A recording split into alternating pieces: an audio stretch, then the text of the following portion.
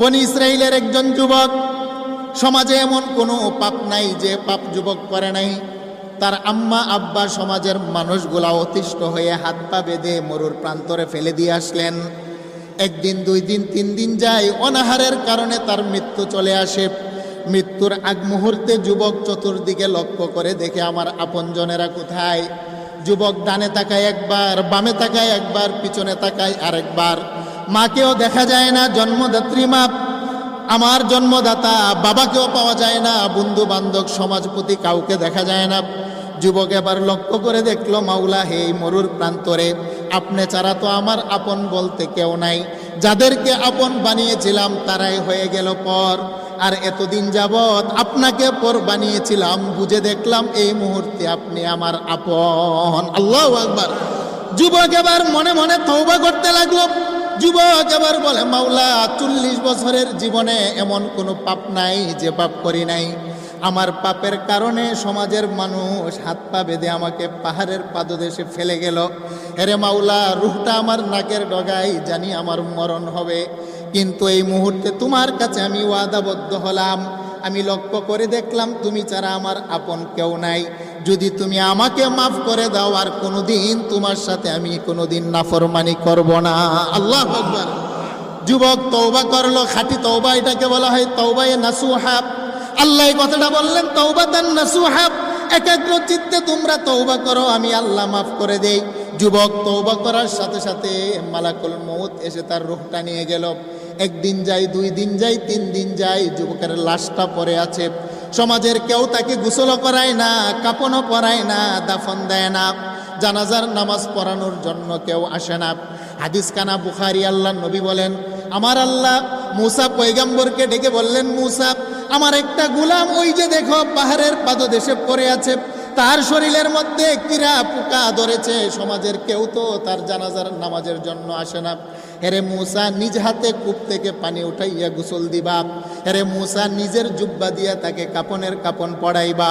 হেরে মুসা, নিজে ইমাম হয়ে জানাজার নামাজের ইমামতি করবা। হেরে মুসা, নিজে কবর খনন করে কবরের ভিতরে তাকে দাফন করবা। হে মুসা, জানাজার নামাজ পড়ানোর আগে একটা ঘোষণা দিবা, বনি ইসরাইলের মধ্যে যত মানুষ আমার এই গোলামের জানাজার নামাজে উপস্থিত হবে, সমস্ত মানুষের গুনাহ খাতা আমি আল্লাহ মাফ করে দেব। আল্লাহু আকবার। আমার আল্লাহ এই কথাটাই বললেন, ইয়া আইয়ুহাল্লাযীনা আমানু তুবু ইলাল্লাহি তাওবাতান নাসুহা।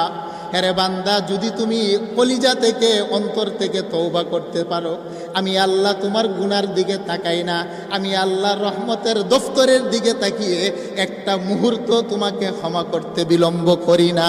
সুবহানাল্লাহ। মুসা পয়গম্বর দৌড় দিয়ে গেলেন যুবকের নিকটে। গিয়ে দেখেন যুবকের দেহের ভিতরে কীরা পড়ে আছে, যুবকের হাত পা বাঁধা। মুসা পয়গম্বর নিজে কূপ থেকে পানি উঠিয়ে যুবককে গোসল করাইলেন।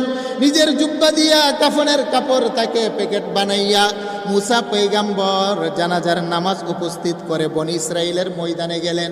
গিয়ে ঘোষণা দিলেন, কে আছো আমার পিছনে জানাজার নামাজ পড়বা? ওই যে একটা যুবক পড়ে আছে মরুর প্রান্তরে, ওই যুবকের জানাজার নামাজের ইমামতি করব আমি মুসা পয়গম্বর।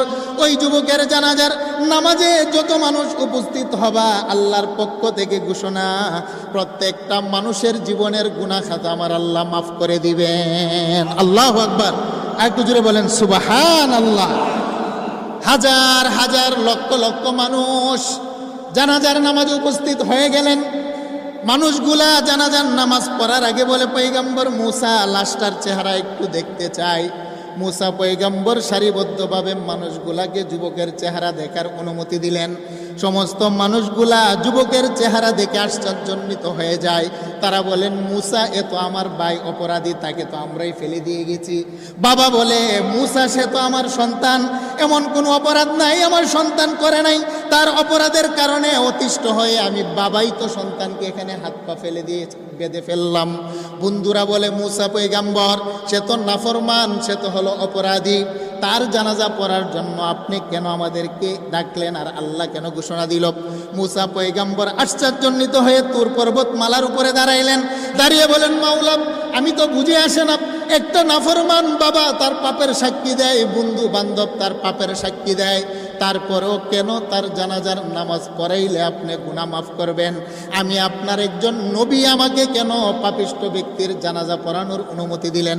আল্লাহ বলেন, মুসারে প্রশ্ন করো না, মানুষগুলা তো সমাজের মানুষ, তার পাপ দেখেছে, জীবনের শেষ লগ্নে এসে তওবায়ে নাসুহা যে অন্তর থেকে করেছে, সমাজের মানুষ তার কলিজার খবর দেখে নাই। আল্লাহু আকবার বলেন। আল্লাহ বলেন, মুসা লা তাখুযুহু সিনাতু ওয়ালা নাওম। মানুষ পাপ করার পরে ঘুমিয়ে যায়, মানুষ কি পাপ করছে সে নিজেও জানে না। আরে মুসা, সকালবেলা পাপ করলে বিকাল পর্যন্ত আমি আল্লাহ অপেক্ষা করি, বিকালবেলা পাপ করলে ফজর পর্যন্ত আমি আল্লাহ অপেক্ষা করি। মানুষগুলা ঘুমিয়ে যায়, লা তাখুযুহু সিনাতু ওয়ালা নাওম।